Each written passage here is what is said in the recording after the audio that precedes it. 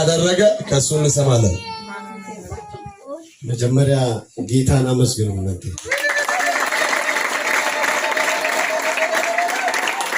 ጌታ ስሙ ለዘላለም የተባረከ ይሁን። እኔ እሱን አላቅም፣ እሱ እኔን አያቅም። ልክ እያለቀስኩ ስመጣ እዚህ ጉባኤ ውስጥ ላይ እናንተ ስታገለግሉ እኔም እያለቀስኩ እናንተም እያለቀሳችሁ በሱ ቆሞ እግዚአብሔር ሲሰራ አይታችኋል። ግን ምስክርነት እኔ መናገር የምፈልገው ማንኛውም ሰው ከዚህ በኋላ ቢሆንም ስልክ እሱ የእናንተ ስልክ ይዞ ኡፍ የሚለው ነገር በእምነት ውሰዱ። ልክ ኡፍ ብሎ ስልኩን ከጠለየ በኋላ ማንም አላውቀው ሙስሊም ኦሮሞኛ ብቻ የሚያወራው አማርኛ አይችልም አካውንቲ ይርጋኒ እያለ እኔን ሲያጨናንቅ በቃ ምንድነው መቃሙል ጌታ እያሉ አካውንቱ ስልክ ብር ያስገባው እሱ ካገለገለው እስካሁን ድረስ ብር እየገባ ነው። አሁን ዛሬ ገሳጀ ከብት ምናምን ገዝቼ ቤት ላይ ያለው ነገር በሙላት አለች። እግዚአብሔር በሱ አንድ ነገር ትክክለኛ የሆነው ነገር መልእክት ሲናገር አይቻለሁ። በእውነት ማባበያ ሳይሆን really the message of God through the Paulos transfer of transferring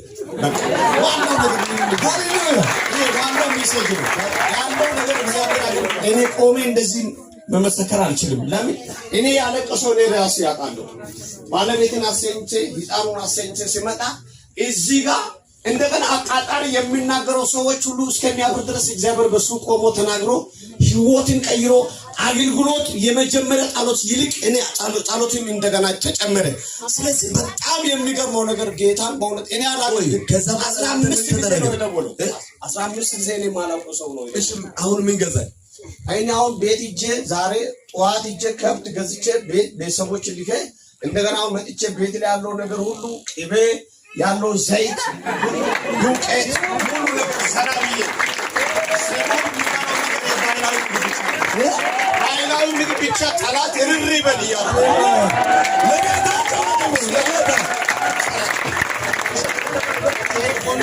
መጽሐፍ ቅዱስ ላይ ዳዊት መዝሙረ ዳዊት 62ኛው ምዕራፍ ላይ ሐሰት የሚናገር አንደበት ይዘጋል ብሏል። ስለዚህ በእግዚአብሔር መንፈስ ነው መሞገስ ሳይሆን በሱ አንደበት ላይ የሚናገረው እግዚአብሔር ነው።